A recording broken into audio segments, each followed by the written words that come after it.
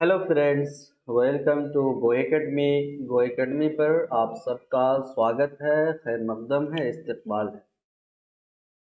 आज की इस क्लास के अंदर हम उर्दू पेडागोजी का मैराथन क्लास स्टार्ट करेंगे, जिसमें बहुत ही इम्पोर्टेंट क्वेश्चंस, इम्पोर्टेंट कॉन्सेप्ट्स को, तस्वुर को, अवधारणा को समझने की कोशिश करेंगे।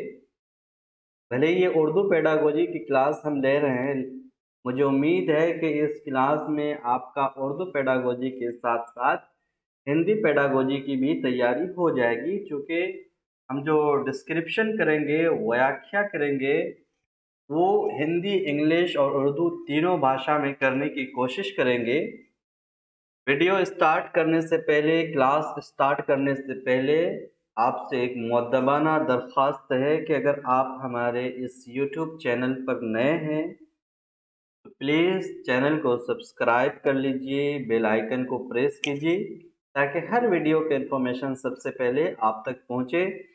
चलिए बगैर किसी ताख़ीर के वीडियो को स्टार्ट करते हैं। तो क्वेश्चन है, मादरी ज़बान। मादरी ज़बान मदर टंग को बोलते हैं, मातृभाषा को बोलते हैं। तो मादरी ज़बान पर मबनी यानी बेस्ड कसीर लिसानियात, टर्मोलॉजी को समझना है, जो टर्मोलॉजीज़ है, जो इस्तिलाहात है, उसको समझना है हिंदी, इंग्लिश, उर्दू तीनों में। तो कसीर लिसानियात बोलते हैं बहुभाषावाद को, मल्टीलिंग्विज़्म को, यानी कि जिसमें बहुत सारे कई सारे भाषा का इस्तेमाल होता है। तो ऐसे में मादरी ज़बान पर बेस्ड कसीर लिसानियात का क्या मफ़हूम, क्या मतलब होगा। सिर्फ मादरी ज़बान की आमोजिश करते हैं, सीखने को कहते हैं, है ना, लर्निंग को कहते हैं। मादरी ज़बान के ज़रिए आमोजिश। तीसरा ऑप्शन है, पहले मादरी फिर मज़ीद ज़बानों की आमोजिश। जी हाँ, जब हम मादरी ज़बान पर कसीर लिसानियात की बात करते हैं, बहुभाषावाद की बात करते हैं, तो ऐसे में इसका मतलब होता है कि पहले हम बच्चे को मातृभाषा, मादरी ज़बान सिखाने की कोशिश करते हैं, फिर उसके ज़रिए कई सारा भाषा बच्चा सीखता है। तो ऐसे में आपका ऑप्शन नंबर 3 सही आंसर हो जाएगा। मल्टीलिंग्विज्म, कसीर लिसानियात, बहुभाषावाद एक ऐसा कॉन्सेप्ट है, एक ऐसा तस्वुर है, एक ऐसा अवधारणा है जिसमें बहुत सारे कई सारे भाषा का इस्तेमाल किया जाता है। ठीक है। नेक्स्ट क्वेश्चन है, स्कूल की तालीमी पॉलिसी यानी एजुकेशनल पॉलिसी में ज़बान जानी जाती है।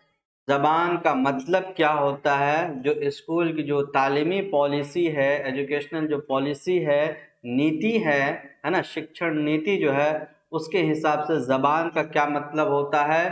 कसीर लिसानी तालीम, बहुभाषावाद, बहुभाषी एजुकेशन, या फिर तालीम में ज़बान या फिर मादरी ज़बान पर मबनी कसीर लिसानियात, मादरी ज़बान यानी कि मातृभाषा पर मबनी बहुभाषावाद, या फिर सह लिसानी फार्मूला।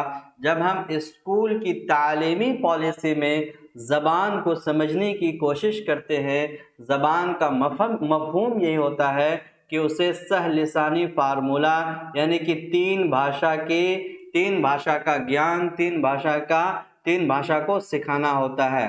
क्योंकि जितने भी तालीमी पॉलिसी है, एजुकेशनल पॉलिसीज़ है, शिक्षण नीतियां हैं, है ना, चाहे वो कोठारी कमीशन हो, एनपीई हो, नेशनल पॉलिसी ऑफ एजुकेशन हो, तो ये सब में तीन भाषा सीखने की बात कही गई है बच्चों को, जिसमें मादरी ज़बान, मातृभाषा, राज्य भाषा, या फिर और एक ऑफिशियल ज़बान को सिखाने की बात कही गई बच्चों को। जब भी स्कूल की संदर्भ में तालीमी पॉलिसी की बात की जाए, तो ऐसे में सह लिसानी फार्मूला यानी कि तीन भाषा सिखाने की बात, तीन भाषा में तालीम देने की बात कही गई है। ऑप्शन नंबर 4 आपका सही आंसर हो जाएगा, सह लिसानी फार्मूला। कुल ज़बान के नज़रिया, कुल ज़बान का नज़रिया बहुत इम्पोर्टेंट है।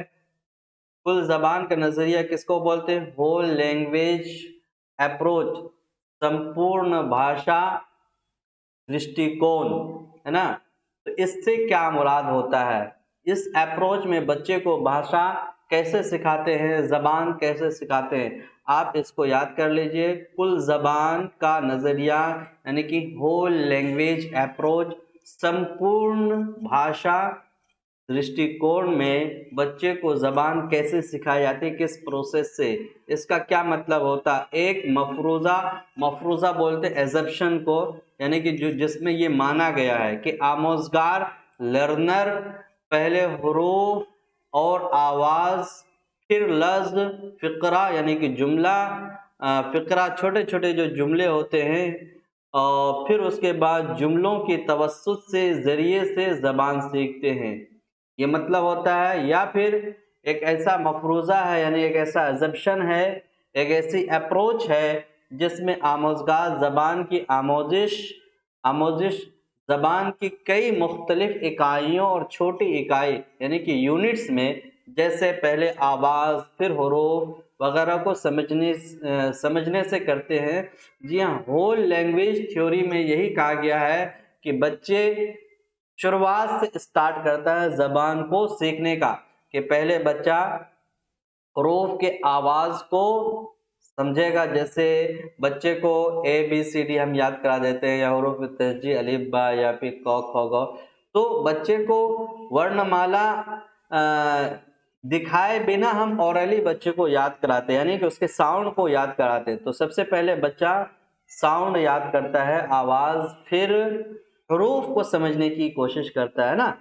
तो ये होल लैंग्वेज अप्रोच का मतलब हुआ कुल ज़बान के नज़रिए में, यानी इस अप्रोच में, इस नज़रिए में पहले बच्चा हुरूफ के आवाज़ को सीखता है, फिर हुरूफ को सीखता है। तो ये आपका ऑप्शन नंबर 2 सही आंसर हो जाएगा। बहुत इंपॉर्टेंट क्वेश्चन है, अलग अलग एतबार से आपको पूछा जाएगा। कभी आपको यही ऑप्शन सवाल के तौर पर दे दिया जाएगा, और उसमें नीचे नज़रियात पूछ लेंगे कि ये वाला जो है ये कि ऐसा कौन सा मफरूज़ा है, किस थ्योरी में बात कही गई है जिसमें पहले आवाज़ को सीखता है, फिर हुरूफ को सीखता है, फिर जुमलों को सीखता है।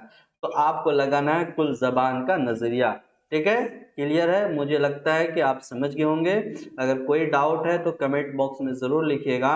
नेक्स्ट सवाल है, ज़बान की तदरीस का यानी कि ज़बान के शिक्षण का, भाषा शिक्षण का कौन सा रवैया, कौन सा अप्रोच याद करने को ज़बान की आमोजिश का एक उन्सुर, एक पार्ट, एक हिस्सा तस्लीम करता है, मानता है? साख्तियाती रवैया, कवायद के अज्जा के तर्जमे का रवैया, या फिर तरसीली रवैया। तरसीली रवैया बोलते हैं कम्युनिकेशन, जो कम्युनिकेटिव अप्रोच हो, या फिर कुल जिस्मानी रद्द अमल, फिज़िकली जो हम रिस्पॉन्स करते हैं, या फिर वो रवैया।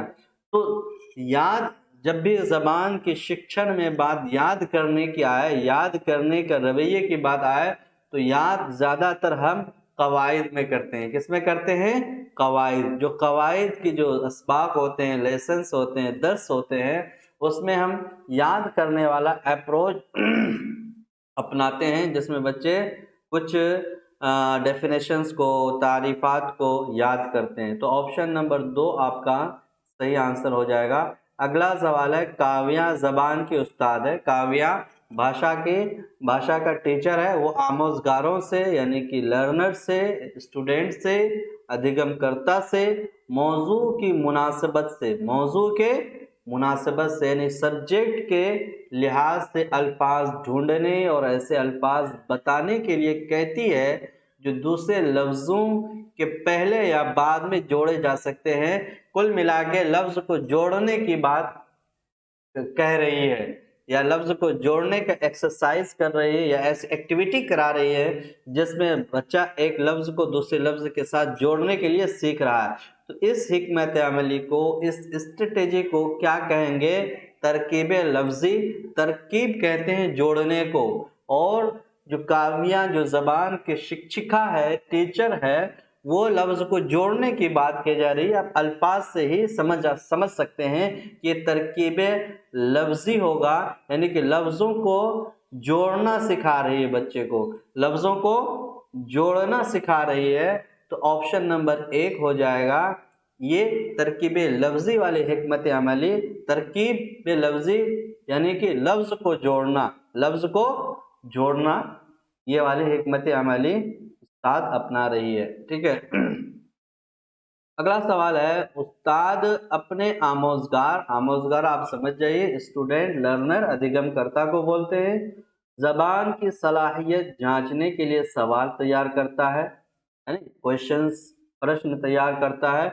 वो इक्तिबास के यानी कि पैराग्राफ के हर 5वें लफ्ज को छोड़ देता है। ठीक है। और बच्चों से छूटे हुए अल्फाज मालूम करने के लिए कहता है। जांच के इस तरीक़ेकार को क्या कहते हैं? यानी कि एक पैराग्राफ बच्चों की ज़बान की सलाहियत, ज़बान की जो योग्यता है, एबिलिटी है, उसको एसेस करने के लिए, उसको जांचने के लिए, आकलन करने के लिए तैयार करता है। उस पैराग्राफ में एक काम ये करता है कि भाई 5 लफ्ज़ के 5वां लफ्ज़ छोड़ देता है। 4 लफ्ज़ लिखने के बाद 5वां लफ्ज़ छोड़ देता है और खाली जगह को भरने के लिए कहता है। तो ये वाले तरीके को क्या कहेंगे? इसको हम कहते हैं क्लोज टेस्ट। क्या कहते हैं? बहुत बहुत इम्पोर्टेंट है।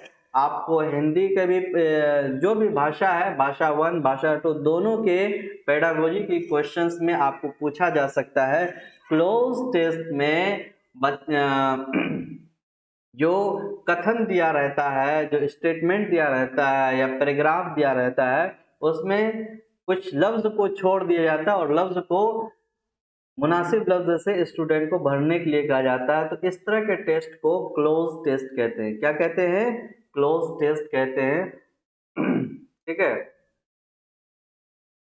अगला सवाल है, बोलने में सही लफ्ज़ को सही तरतीब, है ना, बोलने में सही लफ्ज़ को, जो दुरुस्त लफ्ज़ है, सही तरतीब, दुरुस्त सीक्वेंस में, ऑर्डर में और तलफ़्फ़ुज़ के साथ, यानी कि सही उच्चारण के साथ इस्तेमाल करना।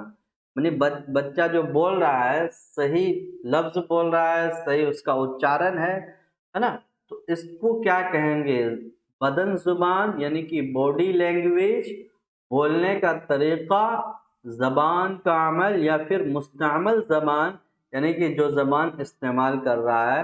तो सही लफ्ज़ बोलना, सही उच्चारण के साथ बोलना, ये बोलने का तरीक़ा कहलाता है ना। बोलने का सही तरीक़ा क्या होता है कि आप सही लफ्ज़ का सिलेक्शन करें, इंतखाब करें, चुनें और उस लफ्ज़ का उच्चारण भी सही हो और जुमले में लफ्ज़ों की जो तरतीब हो, साख्त हो, ऑर्डर हो, वो ग्रामेटिकल, व्याकरण, कवायद के एतबार से सही हो। यही बोलने का सही तरीक़ा है। ठीक है। हमें ऊपर सवाल में तरीक़ा पूछा जा रहा है। अगला सवाल है, कहानी कहने को बतौर तदरीसियाती आला, यानी कि कोई स्टोरी है, उसको TLM, टीचिंग लर्निंग मटेरियल, या शिक्षण संसाधन के रूप में इस्तेमाल किया जाता है। कहानी को शिक्षण संसाधन के रूप में इस्तेमाल करना, इससे बच्चे को क्या फ़ायदा होगा? कौन सी सरगर्मी बढ़ेगी?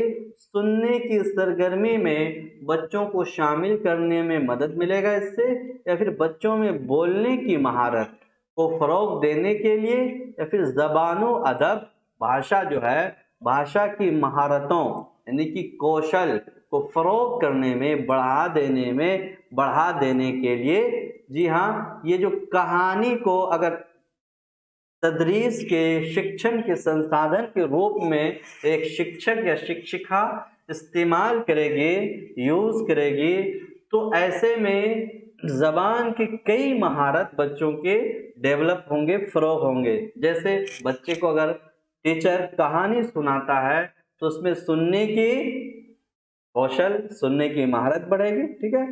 या फिर कहानी कहने के बाद बच्चों से कुछ सवालात पूछ लेती है, तो उससे बच्चे की अंडरस्टैंडिंग, बच्चा कितना सुन पा रहा है, कितना अच्छे तरीके से वो ध्यान केंद्रित कर पाया, इसका भी एवेल्यूएशन होगा, आकलन होगा। फिर बोलने की भी जो कौशल है वो बढ़ेगी। यानी कि इस टूल से, इस संसाधन से कई सारे स्किल्स के सारे कौशल का डेवलप होगा। ये वाला ऑप्शन बहुत मुनासिब और सही है, क्योंकि एक ही स्किल का डेवलप नहीं होगा, इससे बहुत सारे, आपको पता है ज़बान के 4 कौशल है। भाषा के कितने कौशल हैं? 4 कौशल। सुनना, बोलना, पढ़ना, लिखना, ये भाषा के कौशल से होते हैं, स्किल्स और महारतें कहलाती हैं। ठीक है, तो ऐसे में कहानी से बहुत सारे फ़रोग, बहुत सारी स्किल्स का फ़रोग होगा। सियाक में कवायद से क्या मुराद है? सियाक यानी कि संदर्भ में, कॉन्टेक्स्ट में अगर कवायद पढ़ा रहे हैं, व्याकरण पढ़ा रहे हैं, बच्चे को ग्रामर का कुछ नॉलेज दे रहे हैं, तो इससे क्या मुराद है, ये क्या कहलाएगा? मश्को अमल से कवायद की आमोदिश, यानी कि एक्सरसाइज से, जो हम मश्क करते हैं, एक्सरसाइज करते हैं, उससे कवायद की आमोदिश होगी, सीखेगा, या फिर पहले कवायद के उसूल पढ़ा देंगे, फिर उनके अमल की आमोदिश होगी, या फिर सियाक में, संदर्भ में देखे और पढ़े जाने वाले फितरी ज़बानों की मिसालों से आमोदिश। जी हाँ, जब हम कोई ग्रामर, कोई किताब, कोई लेसन पढ़ा रहे हैं, उस लेसन के अंदर, उस सबक के अंदर व्याकरण के कवायद का कोई टर्म आ गया, मान लीजिए एक कहानी पढ़ा रहे हैं जिसमें कोई नाम आ गया है ना, तो हम बच्चों को इसम का मिसाल के जरिए से इसम समझा दिए है ना। और इसम के बहुत सारे अकसाम उसमें होते हैं, प्रॉपर नाउन, कॉमन नाउन, इसम मार्फा, इसम नकीरा, उसको भी हम मिसाल से उसके फितरी ज़बान में दे दिए, नेचुरल भाषा में, मातृभाषा में दे दिए। ये होता है सियाक में कवायद पढ़ाने से मुराद, कि हम अलग से कोई क्लास कंडक्ट नहीं करते हैं, अलग से कोई क्लास नहीं लेते हैं, बल्कि सियाक में ही जो आ गया, कोई टर्म आ गया, उसको हम बच्चों को उदाहरण के ज़रिए, मिसाल के ज़रिए हम समझाते हैं। ठीक है, बहुत आसान है, और ये लगभग पूछा जाता है सियाक में व्याकरण, संदर्भ में। आपका हिंदी भी पेडागोजी में इसी तरह आएगा, संदर्भ में व्याकरण से क्या तात्पर्य है, क्या मुराद है ना। अगर जिन्होंने इंग्लिश रखा है तो कॉन्टेक्स्ट में ग्रामर से क्या मुराद है, ग्रामर की टीचिंग से क्या मुराद, इस तरह का आएगा।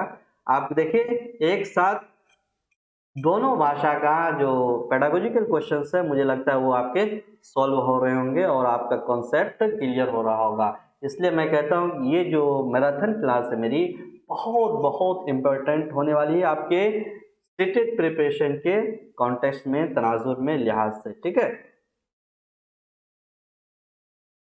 दर्ज झेल में से कौन मुताले की महारत नहीं है, यानी कि स्टडी की कौशल, महारत बोलते हैं कौशल, स्किल को नहीं है। लेक्चर के दौरान कोई लेक्चर दे रहा, उसमें उसके साथ आप नोट बना रहे हैं, नोट लेना। ठीक है, कोई लोग लेक्चर सुन रहे हैं या लेक्चर पढ़ रहे हैं, उसके साथ साथ आप नोट बना रहे हैं, ये अच्छी स्टडी की कैरेक्टरिस्टिक है, खसूसियत है ना। पढ़ने के दौरान नोट लेना, कुछ पढ़ रहे हैं आप, फिर उसके साथ साथ नोट बना रहे हैं, ये बेहतर स्ट्रेटेजी होती है स्टडी करने का, मुताला करने। तहकीक का खाका तैयार करना, स्टडी किया, मुताला किया, फिर उसके बाद आप कुछ खाका तैयार कर रहे हैं, ये भी मुताले का उद्देश्य, मकसद होता है। किसी प्रोग्राम का एजेंडा तैयार करना, ये मुताले से मुताल्लिक नहीं है ना। किसी प्रोग्राम का एजेंडा तैयार करना, ये कोई मुताले का महारत नहीं है ना। तो ऑप्शन नंबर 4 आपका सही आंसर हो जाएगा। हमें पूछा गया है कि महारत नहीं है। अगला सवाल है, दस्ती किताबों की मुसन्निफिन हमेशा नसरी इक़्तिबास, नस्र कहते हैं जो हम गद्यांश है ना, पैसेज, पैराग्राफ को नसरी इक़्तिबास बोलते हैं। नज़्म आप जानते हैं पोएट्री को बोलते हैं, पोयम को बोलते हैं, या पदांश को बोलते हैं।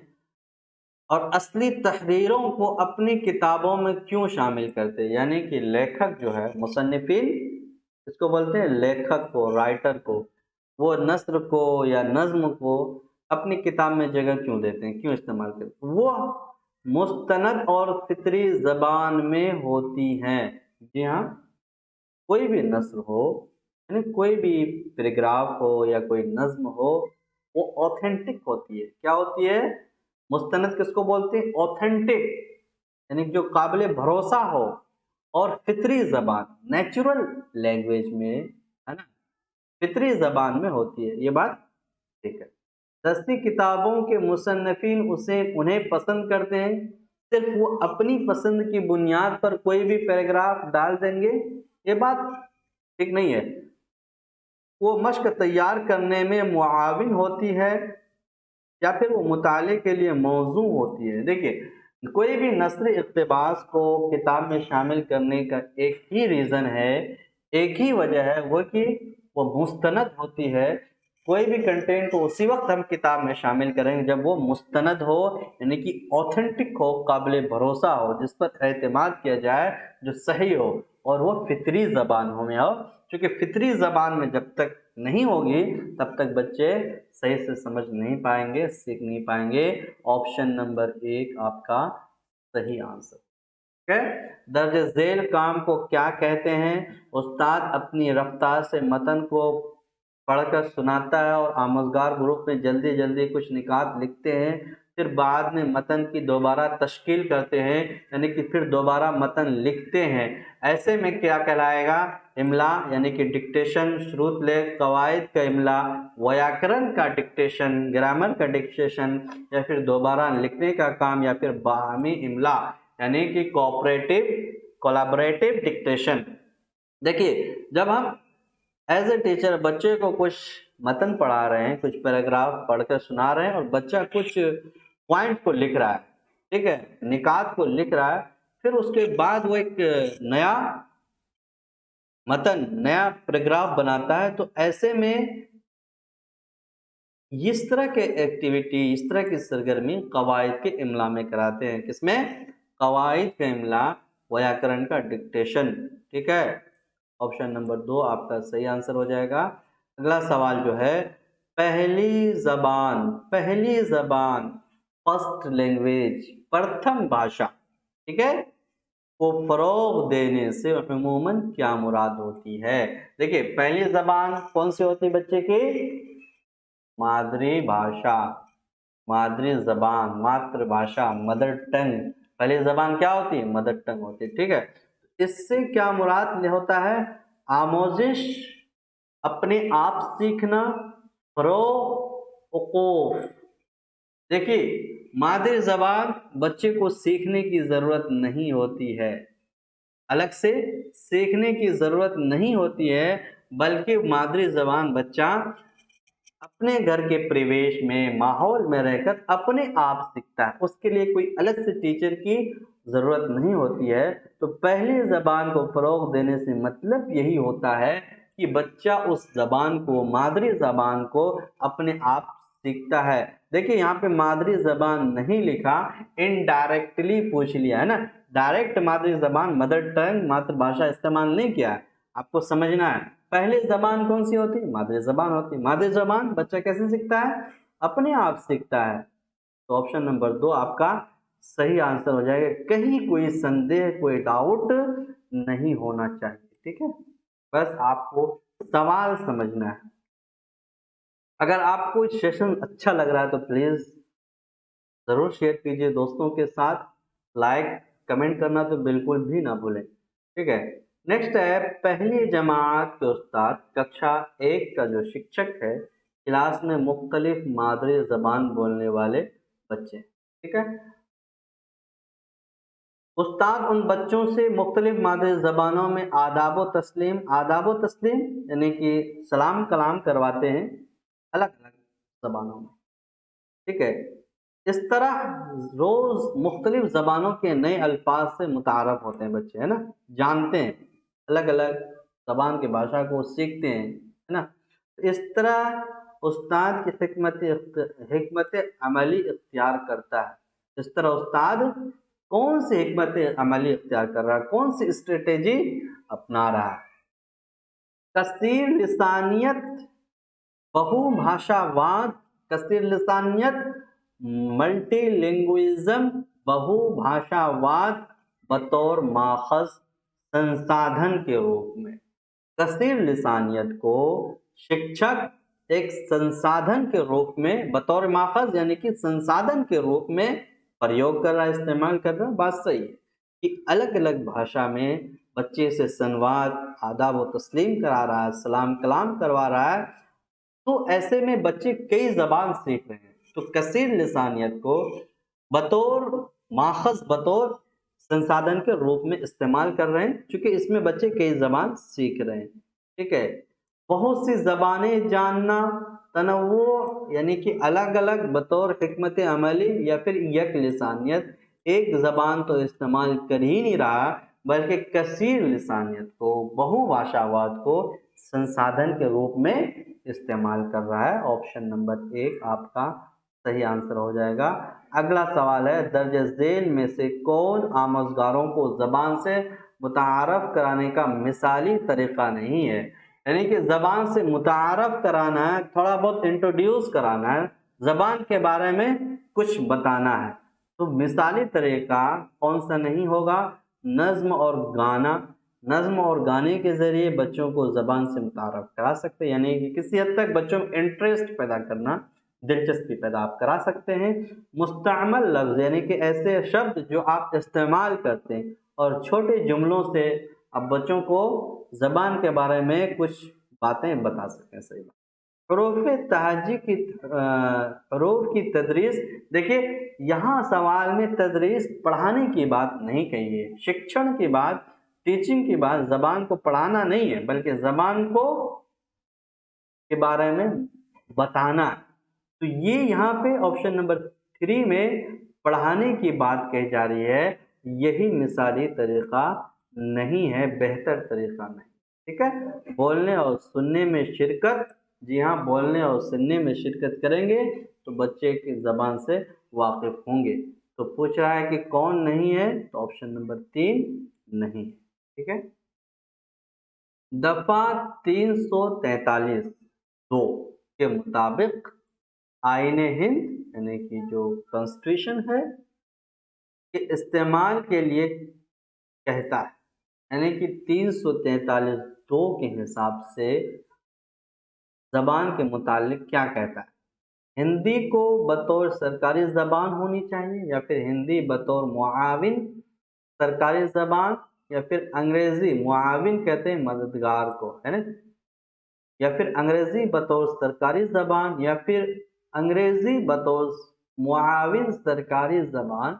जी हाँ, आर्टिकल दफ़ा 343(2) में ये बात कही गई है कि अंग्रेज़ी जो होगी वो बतौर मुआविन सरकारी ज़बान होगी, सरकारी ज़बान नहीं होगी, बल्कि वो जो सरकारी ज़बान है उसकी मुआविन होगी। ठीक है, यही कहा गया ऑप्शन नंबर 4 में। ठीक है, और दफ़ा 343 में यही बात कही गई है, ऑप्शन नंबर 4 आपका सही आंसर हो जाएगा। अगला सवाल है, दर्ज झेल में से कौन क्लासिकी ज़बान के पैमाने में, पैमाना कहते हैं स्टैंडर्ड में, है ना, कौन मानक, मानक बोलते हैं इसको, पैमाने को क्या बोलते हैं, मानक में शामिल नहीं है? ज़बान की 1500 से 2000 साल पुरानी तारीख तहरीरी मवाद हो, सही बात है।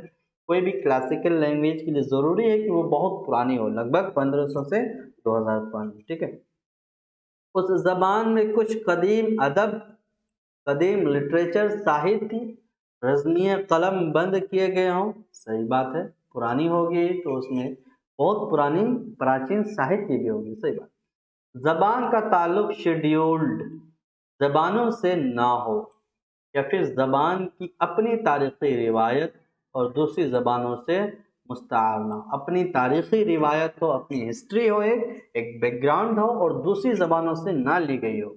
या तो ये भी क्लासिकी ज़बान की कैरेक्टर है। ठीक है, ये भी कैरेक्टर है कि 1500 से 2000 साल पुरानी हो, और कुछ कदीम।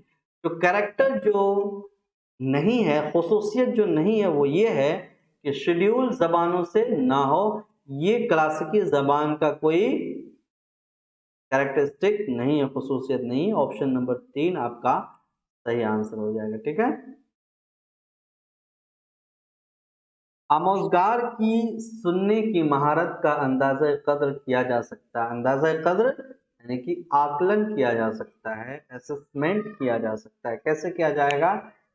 सुनने की महारत, सुनने की कौशल का उनके साथ मुतवातिर मश्क यानी कि मुतवातिर मुसलसल मश्क किया जाए, एक्सरसाइज किया जाए और अमल के ज़रिए, इसके ज़रिए बच्चे के सुनने की महारत को आकलन आप कर सकते हैं। या फिर कहानी सुनाने के बाद तफ़हीम पर मबनी सवालात, तफ़हीम पर मबनी सवालात यानी ऐसे प्रश्न पूछे जाए जो अंडरस्टैंडिंग लेवल का हो, तफ़हीम लेवल का हो, समझने, जो बच्चे जिसको समझ कर आंसर दे। या फिर मज़ीद खामोश मुताले के लिए मौका फराहम करना, फिर इल्मी सियाहत यानी कि एजुकेशनल टूर पर बाहर ले जाकर उनकी सुनने की कौशल को हम आकलन कर सकते हैं। देखिए ऑप्शन नंबर 2 पर गौर कीजिए कि भाई हम बच्चे को कोई कहानी सुना रहे हैं, फिर उसके बाद जो अंडरस्टैंडिंग के क्वेश्चंस हैं, समझ लेवल का जो क्वेश्चन है वो हम पूछ रहे हैं। अगर बच्चा सही आंसर दे रहा है इसका मतलब बच्चे ने कहानी को सुनकर सही समझा। तो ऐसे में हम सुनने का जो आकलन है, सुनने की जो महारत का आकलन है, बहुत अच्छे से हम कर पाएंगे। ऑप्शन नंबर 2 आपका सही आंसर हो जाएगा। ठीक है। पढ़ने के इब्तदाई मरहला यानी कि बेसिक स्टेज में, इनिशियल स्टेज में, है ना, शुरुआती दौर में उस्ताद को किस पर फोकस करना चाहिए, तवज्जो देनी चाहिए? हरूफ तहज्जी याद करने पर, यानी कि जो अल्फ़ाबेट्स हैं, वर्णमाला है, हरूफ तहज्जी उसको बच्चे को रटा दिया जाए, या फिर पढ़ने में रवानी पर, या फिर हर्फ आवाज़ के मुताबिक, हर्फ को आवाज़ के मुताबिक फ़रोग़ देने पर, पढ़ने में दुरुस्तगी पर। देखिए जब हम इनिशियल स्टेज में ज़बान को सिखाने की बात करते हैं या उस्ताद को किस पर फोकस करनी चाहिए क्लास 1 या नर्सरी में, तो सबसे पहले जो हर्फ है, जो लेटर्स हैं, है ना, वर्ड हैं, उसको आवाज़ के मुताबिक सही उच्चारण कराते हैं, सही आवाज़ निकलवाते हैं, जो कि ऑप्शन नंबर 3 में कहा गया है कि इब्तिदाई मरहले में, इनिशियल स्टेज में उस्ताद को हर्फ को सही आवाज़ के साथ सिखाने पर फोकस करना चाहिए, तवज्जो देनी चाहिए। ऑप्शन नंबर 3 आपका सही आंसर हो जाएगा। सुनना और पढ़ना है, सुनना और पढ़ना आपको पता है भाषा की कौशल्स हैं, स्किल है, महारतें हैं। कैसी महारतें? अखज़ी महारतें, यानी कि ऐसी महारतें जो सीखी जाए, जो हासिल किया जाए, है ना, जिसको हासिल करने में थोड़ा बहुत मेहनत लगे, जिसमें टीचर की आवश्यकता हो, एक अच्छे माहौल की आवश्यकता हो। सुनना पढ़ना ये दोनों ऐसी महारतें हैं जो अख्ज़ की जाती हैं, सीखी जाती हैं। ऑप्शन नंबर 1 आपका सही आंसर हो जाएगा। इज़हारी महारतें जिसको ज़ाहिर कर सकें, दिलचस्प महारतें या गौर व फ़िक्र की महारतें, है ना? तो जब भी सुनना और पढ़ना इन दोनों महारतों का ज़िक्र आए तो ये महारतें कैसी हैं जिसे हासिल करना पड़ता है स्टूडेंट को। ऐसा नहीं है कि माँ के पेट से ही बच्चा दोनों महारत को फ़रोग़ करके आता है, डेवलप करके आता है, बल्कि सही परिवेश में रहकर बच्चा इन दोनों महारतों को सीखता है। ठीक है। अगला सवाल है, तख्लीक़ कार बच्चों की ज़रूरत के मुताबिक उस्ताद किसके ज़रिए अपने रद्द अमल का इज़हार कर सकते हैं? जो बच्चे तख्लीक़ कार होते हैं, रचनात्मक जो स्टूडेंट होते हैं, बच्चे होते हैं, उनके मुताबिक उस्ताद कैसे उसको रिस्पॉन्स करेंगे?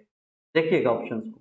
बच्चों की कवायदी गलतियों, जो ग्रामर की जो गलतियाँ होती हैं व्याकरण की, उनके बारे में तफ़सीली फ़ीडबैक फ़राहम करके, है ना, एक डिटेल में बच्चे को फ़ीडबैक दे रहे हैं, या फिर उनके कामों की तारीफ़, जो वो काम कर रहे हैं, उनको एप्रिशिएट करेंगे, तारीफ़ करेंगे, फिर उनके कामों का हवाला देते हुए, है ना, उनके कामों का हवाला देते हुए उन पर ख़ुसूसी तबसरा करेंगे चर्चा करके। जी हाँ, जब हम कोई बच्चा कोई काम कर रहा है ना, कोई अलग कैरेक्टरिस्टिक का, अलग ख़ुसूसियत का, अलग एबिलिटी वाला बच्चा है, तख्लीक़कार बच्चा है, ऐसे में उनकी काम को तारीफ़, उनके काम करने पर उनकी तारीफ़ करते हैं, फिर उनके कामों को मिसाल से, उदाहरण से समझाकर उस पर तबसरा करते हैं, एनालिसिस करते हैं, तो ये बच्चे को फीडबैक देने का,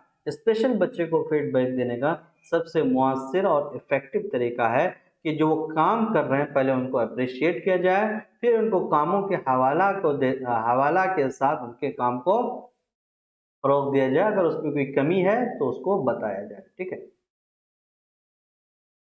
दर्ज झेल में से कौन अपने आप ज़बान सीखने और ज़बान की आमोज़िश में बुनियादी फ़र्क है? अपने आप ज़बान कौन सी सीखी जाती है? मादरी ज़बान। और ज़बान की आमोज़िश जो हम मादरी ज़बान के अलावा दूसरी ज़बान सीखते हैं, इस पर मैंने एक डिटेल वीडियो बना के डाला हुआ है, वो अगर आपने वो नहीं देखा है तो देख लीजिए। भाषा अर्जन, है ना? और भाषा अधिगम, तो दोनों में क्या फ़र्क है वो मैंने समझा दिया है। अगर आपने नहीं देखा तो देख लीजिए। ठीक है। तो अपने आप ज़बान सीखना यानी कि इनडायरेक्टली मादरी ज़बान, और ज़बान की आमोज़िश जो हम दूसरी ज़बान सीखते हैं। तो दोनों में बुनियादी फ़र्क क्या है? रवानी और दुरुस्तगी, ज़बान से साबिक़ा दुरुस्तगी, और रफ्तार या फिर तलफ़्फ़ुज़ यानी कि उच्चारण। देखिए दोनों में बुनियादी फ़र्क ये है कि ज़बान से साबिक़ा, जब हम मादरी ज़बान सीखते हैं तो वहाँ पर पहली जो ज़बान होती है वो हमारी जो मदर टंग होती है, ठीक है? मातृभाषा होती है। और जो दूसरी ज़बान जो हम सीखते हैं वहाँ पर ज़बान से साबिक़ा पड़ता है। पहली ज़बान हम सीखते हैं तो वहाँ पर ज़बान से कोई साबिक़ा नहीं पड़ता है, बल्कि हम नेचुरली ज़बान को सीख रहे होते हैं। और दूसरी ज़बान में एक नई चैलेंजेस, नए वातावरण, टीचर्स की ज़रूरत होती है, एक ज़बान से साबिक़ा पड़ता है। तो यही बुनियादी फ़र्क है। ऑप्शन नंबर 2 आपका सही आंसर हो जाएगा। अगला सवाल है बतौर माख़ज़ मादरी ज़बान, बतौर संसाधन, बतौर माख़ज़ यानी कि बतौर रिसोर्स के रूप में, संसाधन के रूप में मादरी ज़बान मदर टंग के इस्तेमाल के बारे में ज़ेल में दिया गया कौन सा बयान यानी कि कथन दुरुस्त नहीं है, सही नहीं। ये बच्चों की आमोज़िश, बच्चों के सीखने में, गौर व फ़िक्र, तबादला ख़्याल में मुआविन होती है, मददगार होती है, सही बात है। ये आमोज़गारों के माना अफ़्ज़ करने में, माना सीखने में, अमल में मुस्बत रोल यानी कि पॉजिटिव इम्पैक्ट, पॉजिटिव फैक्टर बनता है, रोल अदा करता है, या फिर मादरी ज़बान अहम तदरियाती मौक़े फ़राहम करती है, सही बात है। ये दूसरी ज़बानों को नज़रअंदाज करने में मुआविन होती है, ये बात बिल्कुल गलत है कि मादरी ज़बान दूसरी ज़बानों को इग्नोर करती है, सही बात नहीं है ये, बल्कि मादरी ज़बान दूसरी ज़बान को सिखाने में, सीखने में मदद करती है। हमें पूछा गया है कि कौन सा बयान दुरुस्त नहीं है, कौन से स्टेटमेंट कथन सही नहीं है, तो ये कथन सही नहीं है। ऑप्शन नंबर 4 आपका सही आंसर हो जाएगा। अगला सवाल है इब्तिदाई सतह पर बच्चे की ज़बान को फ़रोग़ देने में सबसे अहम क्या है? इनिशियल स्टेज में बच्चे की ज़बान को फ़रोग़ देने के लिए क्या ज़रूरी है कि क़वाइद का इल्म, व्याकरण का इल्म, ज़बान के लिए मुनासिब माहौल, ज़बान की दरसी किताब, बच्चे के अंदाज़ा क़द्र। तो सबसे इनिशियल जो बेसिक चीज़ है, बेसिक नीड है, बच्चों को सही वातावरण, सही परिवेश दिया जाए, वो ज़बान खुद ब खुद सीखते हैं। सबसे इम्पोर्टेंट बात यही है कि ज़बान सीखने का बेहतर मुनासिब माहौल बच्चे को प्रोवाइड किया जाए। ऑप्शन नंबर 2 सही आंसर होगा, कहीं कोई डाउट नहीं है। ठीक है। पोर्टफोलियो एक टूल है, क्या है? एक टूल है, एक संसाधन है, जिसमें बच्चे के एजुकेशन से रिलेटेड, एकेडमिक या नॉन एकेडमिक हो, है ना, उससे रिलेटेड जो भी दस्तावेज है, जो भी रिपोर्ट है, उसमें जमा किया जाता है। तो पोर्टफोलियो किसकी मिसाल है, किसका उदाहरण है? अज खुद अंदाज़ा कद्र यानी कि बच्चा जब अपने आप से आकलन करता है, या फिर उस्ताद के ज़रिए अंदाज़ा कद्र यानी कि आकलन, या फिर अज खुद बोलते हैं अपने आप, सेल्फ, और उस्ताद टीचर दोनों के ज़रिए अंदाज़े कद्र। जी हाँ, दोनों के ज़रिए। यहाँ पर पोर्टफोलियो एक ऐसा टूल है जिसमें बच्चे का आकलन अपने आप भी बच्चा करता है और टीचर भी बच्चों का आकलन करता है। तो ये टूल दोनों के आकलन करने में मुआविन और मददगार होता है। ऑप्शन नंबर 3 आपका सही आंसर हो जाएगा। अगला सवाल है लफ्ज़ों पर मबनी मुआम्मा, यानी कि लफ्ज़ों पर कई मुआम्मा बनाई गई है ना, कोई मुआम्मा बनाई गई, किसके इजाफे में मुआविन होगा? ठीक है। सुनने की महारत में, लिखने की महारत में, लफ्ज़ियात में यानी कि शब्दकोश में, या फिर अदबी माने में। देखिए लफ्ज़ों से यानी कि ऐसी मुआमा बनाया जाए जिसमें बहुत सारे लफ्ज़ अलग अलग लफ्ज़ इस्तेमाल किया जाए, तो ऐसे में इसको क्या बोलेंगे? इससे क्या इजाफा होगा बच्चों का? लफ्ज़ियात इजाफा होगा। बिल्कुल आसान है। शब्दकोश वोकैबुलरी में वोकैबुलरी स्ट्रॉन्ग हुआ बच्चे का, है ना।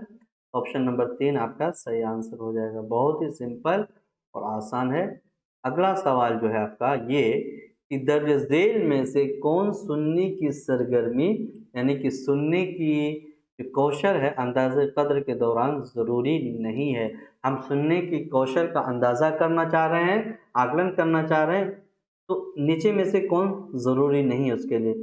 आवाज़ और लफ्ज़ों का तलफ़्फ़ुज़, आवाज़ और लफ्ज़ का तलफ़्फ़ुज़ तो ज़रूरी है जब हम सुनने के आकलन कर रहे हैं। मौज़ू के मुताबिक लफ्ज़ों का दुरुस्त इस्तेमाल कि मौज़ू के हिसाब से बच्चा सही इस्तेमाल कर रहा है या नहीं कर रहा है सुनकर, या फिर लुगात और फ़ामूस का इस्तेमाल। देखिए लुगात की ज़रूरत नहीं है, शब्द लुगात बोलते हैं डिक्शनरी को, शब्दकोश को, है ना।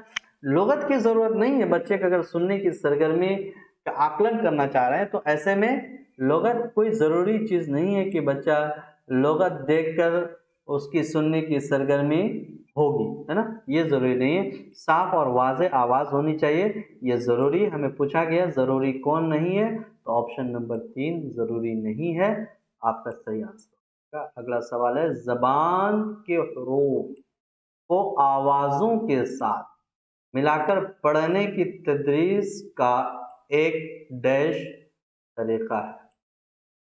यानी कि ज़बान के जो हरूफ हैं, लेटर्स है, वर्णमाला है, अल्फ़ाबेट हैं, उनको आवाज़ों के साथ मिलाकर पढ़ना। तो ये कौन सा तरीका होता है? रास्त तरीका, डायरेक्ट मेथड, सौती तरीका, कुल ज़बान का तरीका। इससे पहले मैंने कुल ज़बान का तरीका नज़रिया बहुत डिटेल में समझा दिया है। मुझे लगता है इससे अगर सवाल बने किसी तरह भी तो आप से मिस नहीं होगा। जुज़ ज़बान का तरीका देखिए यहाँ सब सिंपल है, बहुत आसान है। हरूफ को आवाज़ के साथ मिलाकर पढ़ाने के लिए सिखा रहे हैं, तो ये वाला तरीका जो होता है सौती तरीका, साउंड मेथड कहलाता है, सौती तरीका कहलाता है। ऑप्शन नंबर 2 आपका सही आंसर हो जाएगा, यानी कि जिसमें हम बच्चों को हरूफ को आवाज़ के साथ मिलाकर पढ़ने के लिए सिखाते हैं। ठीक है। दसवीं किताब से परे जाने से यानी दसवीं किताब से हट जाने से क्या मतलब है? परे जाने से यानी कि अलग। दसवीं किताब के अलावा इजाफी तदरीसी मवाद फराहम करना। जी हाँ, जब हम दसवीं किताब से परे जाने का ये स्टेटमेंट यूज़ करते हैं तो इसका मतलब ये होता है कि हम जो टेक्स्ट बुक है जो पाठ्य पुस्तक है उसके अलावा भी हम बच्चों को मवाद दे रहे होते हैं। ऐसा नहीं है कि बच्चे हम 10वीं किताब को नज़रअंदाज कर रहे हैं, 10वीं किताब के हिसाब से पढ़ा नहीं रहे हैं, ये मतलब कतई नहीं होता है, बल्कि मतलब ये होता है कि हम 10वीं किताब के अलावा भी हम बच्चों को मालूमात दे रहे हैं। ऑप्शन नंबर 1 आपका सही आंसर हो जाएगा। ठीक है।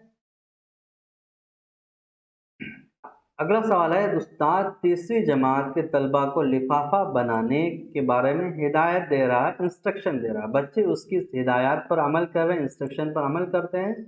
इस तरह की सरगर्मी में ज़बान की क्लास में बच्चे के लिए क्या मुआविन होगी, यानी कि जो इस तरह की सरगर्मी हम कर रहे हैं बच्चे की कौन सी सलाहियत, कौन सी कौशल में इजाफा होगी? लिखने की महारत में इजाफा, बोलने की महारत में इजाफा, सुनने की महारत में इजाफा, तख्लीकी महारत में इजाफा। तो इससे सुनने की महारत में इजाफा होगा, क्योंकि इंस्ट्रक्शन हम दे रहे हैं, बच्चा सही सुन रहा है तभी सही लिख रहा है। ठीक है। तो ऐसे में देखिए आपको कंफ्यूजन हो सकता है कि लिखने की महारत, है ना, किसी हद तक आपको कंफ्यूजन डाल सकता है, क्योंकि वो अमल करने की बात होती है। तो सबसे बेहतर पहले जो महारत जो उसकी डेवलप होगी वो ये होगी कि बच्चा सही सुन रहा है और सही सुनकर अमल कर रहा है।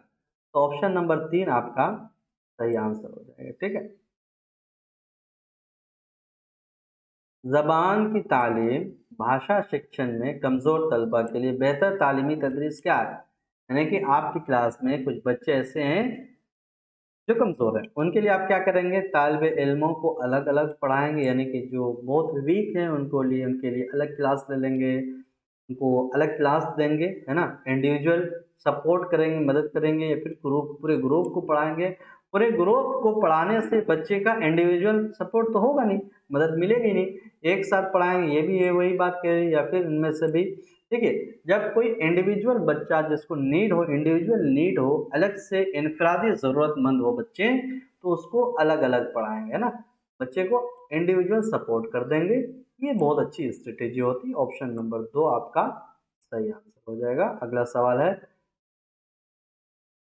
ज़बान की तालीम के मकसद की तशख़ीस के लिए कौन सी चीज़ का होना ज़रूरी है? देखिए, ज़बान की जो तालीम दे रहे हैं उसका क्या उद्देश्य है, उस उद्देश्य को समझने के लिए कौन कौन सी चीज़ को ज़रूरी है। ठीक है, मकसद यानी कि उद्देश्य और उसकी अहमियत, इम्पोर्टेंसी, जामे तरीक़ेकार, काबिल भरोसा और दुरुस्त, यानी कि ऐसा हो जो रिलायबल हो और दुरुस्त हो, सही हो, या इनमें सभी। देखिए, किसी भी ज़बान की तालीम का मकसद को आकलन करने के लिए इन तीनों चीज़ का होना ज़रूरी है, कि उसकी मकसद को भी समझें, और उसमें कौन सा तरीक़ेकार इस्तेमाल किया जा रहा है उसको भी समझा जाए, और वो तरीक़ा जो है वो कितना भरोसामंद है, कितना दुरुस्त है, उसको भी देखना ज़रूरी है। इन तीनों एस्पेक्ट को देखना ज़रूरी है। ठीक है, ऑप्शन नंबर 4 आपका सही आंसर हो जाएगा। अगला सवाल है, मुंदरजा झेल में से ज़बान सिखाने के लिए कौन सी चीज़ का होना ज़रूरी नहीं है? सोच को वसअत देना, ज़बान की तफ़हीम या तहरीर में महारत पैदा करना, या फिर तख्लीक़। देखिए, हमें पूछा है कौन ज़रूरी नहीं है ज़बान सिखाने के लिए, तो तहरीर में महारत ये ज़रूरी नहीं है। ठीक है, जब हम मिडिल क्लास में जब बात करें, है ना, 6 to 8 की अगर बात करें, तो उसमें बच्चे की तहरीर में महारत पैदा करना ज़बान सिखाने के लिए उतना अहम नहीं है जितना कि ये तीनों। सोच को वसअत देना ये बहुत ज़रूरी है, ज़बान को समझना ये भी ज़रूरी है, फिर उसमें रचनात्मक वाली एबिलिटी हो, तख्लीकी सलाहियत हो, ये भी बहुत ज़रूरी है। ऑप्शन नंबर 3 आपका सही आंसर हो जाएगा। ठीक है, अगला सवाल है, ज़बान में महारत पैदा करने के ज़िम्न में कौन सा कौल, कौन सा स्टेटमेंट सही नहीं है? ज़बान के उसूलों की तरक्की में ज़बान से मुताल्लिक़ उसूलों के मुकाबले में ज़्यादा अहम, या फिर बच्चे सिर्फ सुनने, बोलने, पढ़ने, लिखने के ज़रिए ही सीखते हैं? देखिए, यहाँ पे एक शब्द इस्तेमाल हुआ है, लफ्ज़ सिर्फ, यही नेगेटिव बात है। देखिए, ज़बान ज़रूरी नहीं है कि ये चारों तरीके ही से सीखे, यानी कि सुनना, बोलना, पढ़ना, लिखना, ये जो 4 कौशल्स हैं, ज़रूरी नहीं है, बल्कि ज़बान सीखने की दूसरे संसाधन भी हैं, दूसरे माध्यम, मीडियम भी हैं, जिससे ज़बान बच्चे सीखते हैं, फॉर्मल मेथड से या इनफॉर्मल मेथड से, बहुत सारे तरीके हैं। तो ये बात सही नहीं है ना, कि इन्हीं 4 तरीके से बच्चा सीखेगा। आप ऑप्शन नंबर 2 में बगैर कोई कन्फ्यूज़न के टिक कर सकते हैं, यही बात सही है। देखिए, स्कूल में पढ़ाई लिखाई में महारत पैदा करने के लिए ज़ोर देना चाहिए, ये बात बिल्कुल सही है। ज़बान सिखाने में मुंदरजा बाला तीनों मुआविन साबित होंगे, ये बात बिल्कुल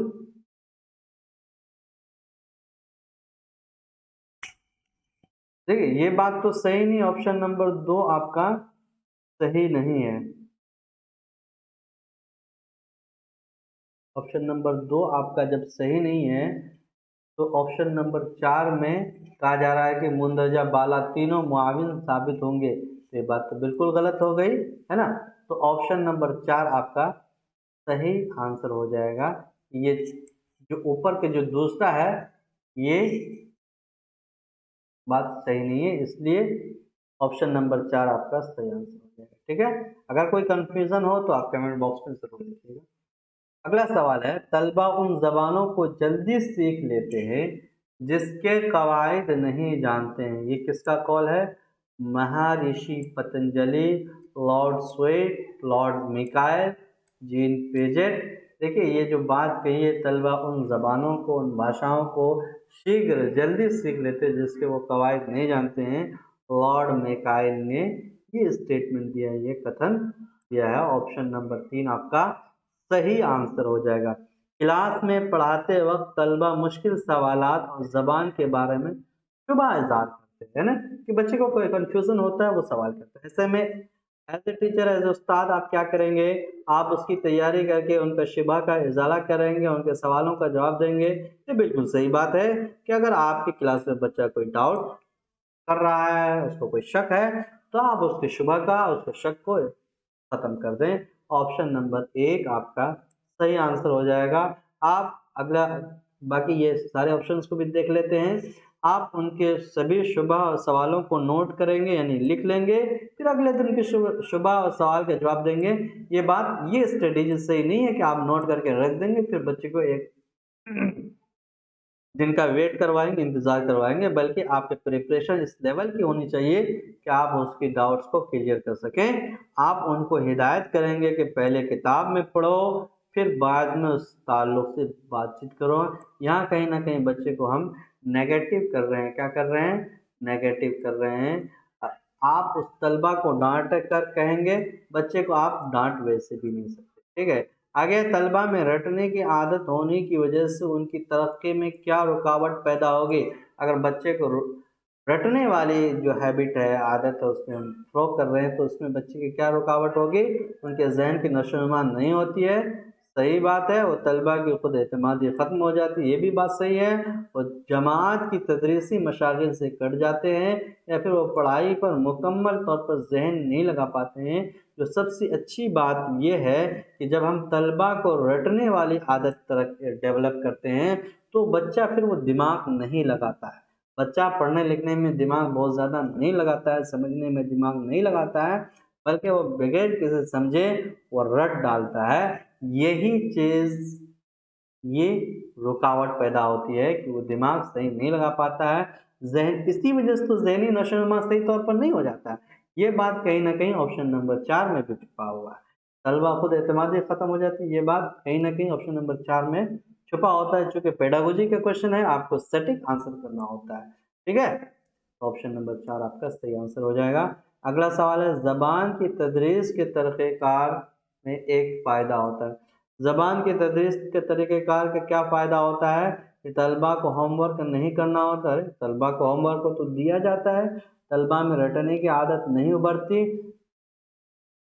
कमरा जमात में नज़्म व ज़ब्त बाकी रहती है, तलबा कम वक्त में ज़्यादा पढ़ सकते हैं।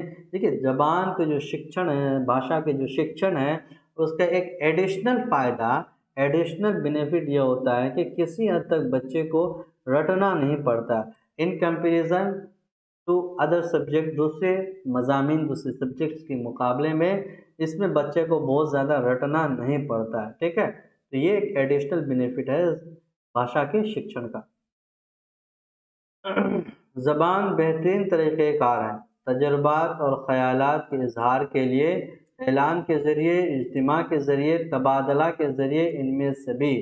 देखिए, जब हम ज़बान की बेहतरीन तरीक़ेकार को, अपनी थॉट्स को बताने की बात कहते हैं, तो उसमें बच्चा तबादला करता है, इजहार ख़याल करता है, अपनी आइडियाज़ को, थॉट्स को, ख़यालात को एक दूसरे के साथ शेयर करता है। ये सबसे बेहतरीन स्ट्रेटेजी और मेथड होता है कि बच्चा तबादला करे, अपने थॉट्स को दूसरे के थॉट्स के साथ शेयर करे। ऑप्शन नंबर 4 आपका सही आंसर हो जाएगा। ऐलान के ज़रिए सिर्फ ऐलान कर दिया, बच्चे के इज़हार ख़याल नहीं होगा, या फिर सिर्फ इज्तिमा यानी कि बैठक बना लिए, जलसा जुलूस या कोई नशिस्त कायम करें।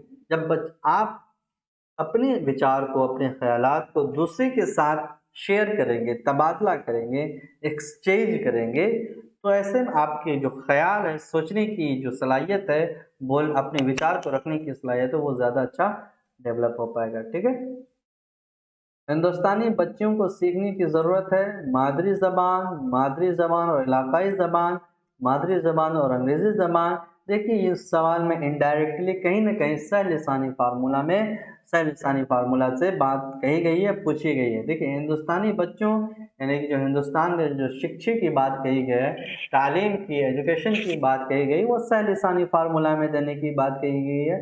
3 लैंग्वेज फार्मूला की जो बात कही गई है, कोई 3 जबान सीखने की ज़रूरत है। ऑप्शन नंबर 4 आपका सही आंसर हो जाएगा। एक जामे क्लासरूम, एक जामे कॉम्प्रिहेंसिव क्लासरूम में है ना, जबान की तालीम की चैलेंज में सबसे बड़ा चैलेंज क्या है? एक कॉम्प्रिहेंसिव क्लासरूम का मुनासिब जबान सीखने के माहौल की तरक्की में नाकाम। सबसे बड़ा जो चैलेंज है टीचर के लिए वो ये है कि बच्चे को मुनासिब सीखने का, जो बेहतर सीखने की जो वातावरण है, परिवेश है, वो देना सबसे बड़ा चैलेंज इसी को माना जाता है। इब्तिदाई दौर पर, एलिमेंट्री लेवल पर सबसे बड़ा चैलेंज यही है, तो बच्चे को सही परिवेश जबान सीखने का दिया जाए। ऑप्शन नंबर 1 आपका सही आंसर हो जाएगा। अगला सवाल है, मादरी ज़बान के तदरीस के लिए कौन सा तरीका बेहतर नहीं है? हम मदर टंग पढ़ाना चाहते हैं, मातृभाषा पढ़ाना चाहते हैं बच्चों को, तो इसमें कौन सा तरीका बेहतर नहीं है? मादरी ज़बान की हत्तल इम्कान जानकारी, तलफ़्फ़ुज़ के इल्म हासिल करना कि उस ज़बान में, भाषा के उस ज़बान में जो अल्फाज हैं, जो शब्द हैं, उसके उच्चारण क्या है, इसका इल्म हासिल करना, सिर्फ जानकारी रखना, या फिर ज़बान सीखने के मुख्तलिफ तहरीर की जानकारी रखना। देखिए तलफ़्फ़ुज़ की सिर्फ जानकारी रखने से बच्चे को बेहतर नहीं पढ़ा पाएंगे, है ना? आपको पूरा बैकग्राउंड समझने की ज़रूरत है, ठीक है? तो ये बेहतरीन तरीका नहीं है। ऑप्शन नंबर 3 आपका सही आंसर हो जाएगा। मुंदरजा झेल में से कौन सा एक तरीक़ेकार तदरीस की मख़सूस तरीक़ेकार, पुरलुत्फ़ तरीक़ेकार, उभारने का तरीक़ेकार, इनमें से भी ये सारे तरीक़ेकार मख़सूस, पुरलुत्फ़, उभारने, ये तीनों के तीनों तदरीस का तरीक़ेकार है, पढ़ाने का तरीक़ेकार है। ऑप्शन नंबर 4 आपका सही आंसर हो जाएगा। अगला सवाल है, ज़बान पढ़ाने के लिए समई और बसरी तरीक़ेकार इस्तेमाल किसके लिए मुफीद है? कि ज़बान हम पढ़ा रहे हैं, भाषा पढ़ा रहे हैं, हम ऐसे टूल समई यानी कि ऑडियो और विजुअल दोनों तरीक़ेकार इस्तेमाल कर रहे हैं, तो इससे क्या फ़ायदा होगा?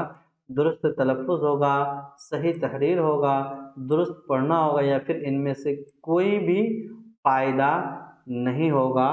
तो इसका सबसे बड़ा जो फ़ायदा होगा वो ये होगा कि हम इससे बच्चे को सही उच्चारण सिखा पाएंगे, दुरुस्त तलफ़्फ़ुज़ सिखा पाएंगे, सही प्रोनाउंसिएशन सिखा पाएंगे।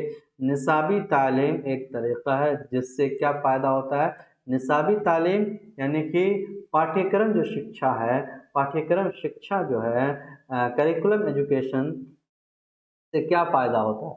मसाइल जो इश्यूज़ है, प्रॉब्लम्स हैं, उसकी शनाख्त करने में दुश्वारी बढ़ती है, दुश्वारी बढ़ती नहीं है बल्कि दुश्वारी घटती है। मुश्किलात हल करने में मदद मिलती है, सही बात है। बेतरतीबी से मुश्किलात बढ़ती है, मुश्किलात हल करने में ज़बान की मदद करती है। देखिए निसाब की जो तालीम है, इससे जो भी डिफ़िकल्टीज़ है, जो भी प्रॉब्लम्स है, उसे हल करने में मदद मिलती है। देखिए ऑप्शन नंबर 4 और 2 में किसी हद तक आपको कन्फ्यूज़न हो सकता है। ऑप्शन नंबर 4 सही आंसर क्यों नहीं होगा? यहाँ पे ज़बान को फ़िक्स कर दिया है। निसाब में सिर्फ ज़बान ही नहीं होता है बल्कि बहुत सारे सब्जेक्ट्स होते हैं।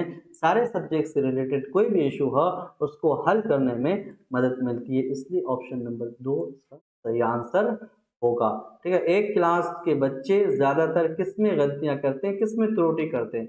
पढ़ने में, लिखने में, बोलने में, इनमें सभी, जी हाँ, इनमें सभी में त्रुटि करते हैं। जो बच्चे हैं बोलने, लिखने, पढ़ने, सुनने सब में गलती करते हैं। ठीक है, कवायद नज़रियाती यानी कि और रवैये दोनों होते हैं, दोनों तरह के होते हैं। आप कहाँ तक इससे, इस बयान से मुत्तफ़िक हैं, एग्री हैं, एग्री रखते हैं? नज़रियाती होते हैं और रवैये दोनों तरह के होते हैं। तो ये बात बिल्कुल सही है, मुकम्मल तौर पर आपको राज़ी रहना चाहिए। जो व्याकरण है, जो ग्रामर है, वो नज़रियाती और रवैया दोनों तरह के होते हैं। तातानिया और उस्तानिया की सतह के तलबा में ज़बान सीखने की तरफ राग़िब करने के लिए लाज़िम क्या है, क्या ज़रूरी है? तातानिया कहते हैं प्राइमरी को, उस्तानिया कहते हैं मिडिल को। इस सतह में तलबा को अगर ज़बान सिखाना चाहते हैं तो उसके लिए कौन सी बात ज़रूरी है?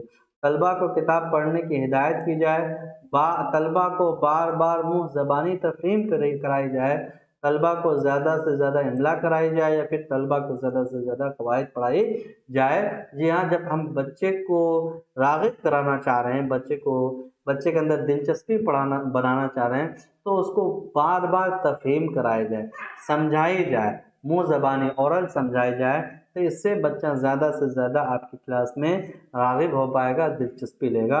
अगला सवाल है, मुंदरजा झेल में से मुँह ज़बानी पेशकश यानी कि मुँह ज़बानी ओरल प्रेजेंटेशन में से कौन सा तरीक़ा मुफीद है? जब हम ओरल प्रेजेंटेशन करना चाहते हैं क्लास में, तो कौन सा मेथड, कौन सा विधि पे ज़्यादा बेहतर होगा? सौतियाती पेशकश, नज़्म गाकर आमने सामने पेशकश, इशाराती ज़बान में पेशकश। जो सबसे मुनासिब तरीका जो होगा, वो बेहतर जो होगा, वो इशाराती ज़बान में। जब हम जितना ज़्यादा इशाराती ज़बान में अपने कंटेंट को पेश करेंगे, प्रेजेंट करेंगे, उतना ही ज़्यादा आपका दिलचस्प होगा। ऑप्शन नंबर 4 आपका सही आंसर हो जाएगा। अगला सवाल है, इंसान के उम्दा तरक्की के लिए मादरी ज़बान उतनी ही ज़रूरी है जितना कि माँ का दूध। ये किसका कौल है, किसका कथन है?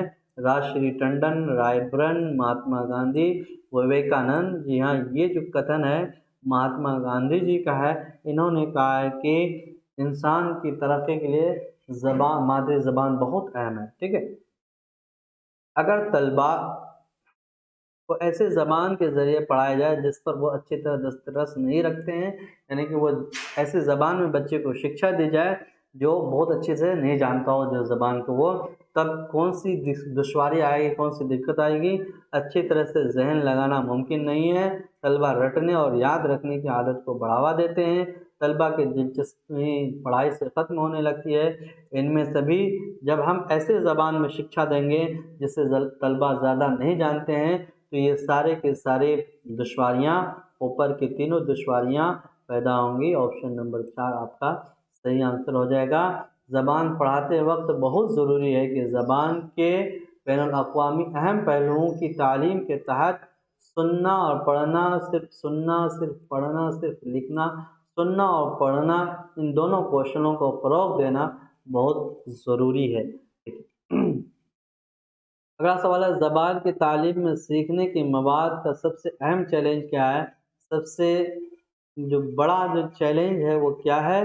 कम वक्त में ज़्यादा जानकारी, सबक में पेश आए मुश्किल मकामात की वजाहत, सीखे जाने वाले अशिया के ज़रिए। देखिए, जब हम ज़बान को बच्चों को सिखा रहे होते हैं, है ना, तो उसमें सबसे बड़ा चैलेंज यही होता है कि जो ज़बान सिखाते वक्त जो भी डिफ़िकल्ट सिचुएशन आए, मुश्किल मकामात जब आए, तो ऐसे में आप टूल के ज़रिए, संसाधनों के ज़रिए उसका व्याख्या करेंगे। ये टीचर के लिए बहुत चैलेंजिंग होता है। ऑप्शन नंबर 2 आपका सही आंसर हो जाएगा। ज़हीन तलबा का तलफ़्फ़ुज़ और ज़ख़ीरे अल्फ़ाज़ बेहतर होता है। ये किसका कौल है? टर्मन का, फिशर का, खंबा का? इनमें से भी ये कौल इन सारों ने कहा है कि भाई ज़हीन तलबा का जो तलफ़्फ़ुज़ और ज़ख़ीरे अल्फ़ाज़ है वो बेहतर होता है। माना को वाज़ेह करने के लिए बेहतर तरीका कौन सा है? लफ्ज़ों की तौज़ीह करेंगे, लुगात से देखकर बताएँगे, तलबा को पूरा मौका देंगे, पूरा अवसर देंगे कि वो जुमलों में इस्तेमाल करके माना बताए। ये सबसे बेहतर तरीका होता है, क्योंकि इसमें चाइल्ड सेंटर के स्टूडेंट सेंटर पैटर्न अपनाया जा रहा है। जो विधि जो है वो स्टूडेंट सेंटर है, कि इससे बच्चे का कॉन्सेप्ट ज़्यादा क्लियर होगा।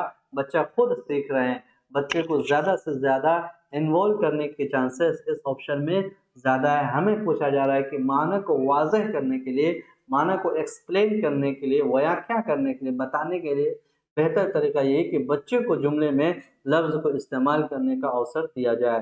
ठीक है, ऑप्शन नंबर 3 आपका सही आंसर हो जाएगा। मुंदरजा झेल में से कौन सा तबादशुदा मतन के इस्तेमाल के बगैर दूसरी ज़बान सीखने में मदद करती है। फितरी तरीक़ा, ज़बान की वुसअत, कवायदी तर्जुमे का तरीक़ा या फिर मुआशी तरीक़ा, जो ज़बान की जो वुसअत होती है ये वाला तरीक़ा, हम इस वाले तरीक़े से किसी भी ज़बान को बहुत आसानी से हम सीख जाते हैं। ऑप्शन नंबर 2 आपका सही आंसर हो जाएगा। गलत पढ़ने की आदत होने की वजह क्या है? हम लिसानी, यानी कि बच्चा को गलत पढ़ने की आदत पड़ गई तो उसकी सबसे बड़ी और अहम वजह क्या है? हम लिसानी, पेशा वाराना, जमात में हद से ज़्यादा बच्चों का होना, यानी कि क्लासरूम में बहुत ज़्यादा बच्चे हो गए, या फिर उंगली से इशारा करना या पढ़ते वक्त आँख की तरफ उंगली से इशारा करना। जब ऐसी हरकत करते हैं कि बच्चा पढ़ते पढ़ते आँख में उंगली कर लेता है या उंगली से इशारा करता है, तो पढ़ते वक्त सही से वो कंसंट्रेट नहीं कर पाता है और वो पढ़ने में अक्सर गलतियाँ कर जाता है। ऑप्शन नंबर 4 आपका सही आंसर हो जाएगा। मुंदरजा ज़ेल में से कौन सा तरीक़ा कार मुश्किल लफ्ज़ों को पढ़ाने में कदीम ज़माने का तरीक़ा, यानी कि पुराना तरीक़ा कौन सा है? दुरुस्त जुमला बनाने में मदद करना, दुरुस्त तलफ़्फ़ुज़, जुमला बनाने के मुश्किलात का सामना न करें। इनमें सभी जो सबसे पुराना मेथड यही था कि हम कोई मुश्किल लफ्ज़ आया तो बच्चे को उसका सही उच्चारण बता दिए। ठीक है, ऑप्शन नंबर 2 आपका सही आंसर हो जाएगा। अगला सवाल, मुंदरजा ज़ेल में से कौन सी महारत से ताल्लुक़ नहीं रखता है? ठीक है, पढ़ना, लिखना, सुनना या फिर ज़बान में दिलचस्पी। हमने बताया ज़बान की 4 महारतें होती हैं, सुनना, बोलना, पढ़ना, लिखना। ये दिलचस्पी, ज़बान में दिलचस्पी भाषा की कौशल नहीं है, ज़बान की महारत नहीं है। ऑप्शन नंबर 4 आपका सही आंसर हो जाएगा, क्योंकि पूछा जा रहा है कि कौन सा महारत नहीं है। आखिरी जो सवाल हम लोग इस सेशन में डिस्कस करने वाले हैं वो ये हकीकत है कि ज़बान की तरक्की पर असर अंदाज होता है। ज़बान को हम फ़रोग़ देना चाह रहे हैं बच्चे के अंदर, तो कौन फैक्टर बनेगा मुंदरजा ज़ेल में से, यानी कि रुकावट पैदा करेगा? तंदुरुस्ती, दानिश्वरी, इनफरादी इख्तिलाफ़ात, इनमें सभी। जी हाँ, तंदुरुस्ती है ना, और दानिश्वरी, इनफरादी इख्तिलाफ़ात, ये तीनों के तीनों बच्चे की ज़बान को सीखने में, फ़रोग़ देने में असर अंदाज होते हैं, इफ़ेक्टिव होते हैं, है ना? जो बच्चा तंदुरुस्त है, दानिश्वर है, अक्लमंद ज़्यादा है, ज़हीन है, या फिर जिस बच्चे के अंदर बहुत ज़्यादा सलाहियत है, तो ज़बान भी बहुत अच्छे से, बहुत फास्ट सीखेगा। यानी कि ये तीनों जो फैक्टर हैं, तीनों जो अवामिल हैं, असर अंदाज होते हैं ज़बान को बच्चे के अंदर डेवलप करने में, फ़रोग़ देने में। इसलिए ऑप्शन नंबर 4 आपका सही आंसर हो जाएगा। ठीक है, उम्मीद करता हूँ कि आज का सेशन आपको अच्छा लगा होगा, है ना? अगर आपके मन में कोई भी डाउट है तो प्लीज़ कमेंट बॉक्स में ज़रूर लिखिएगा। Thank you so much.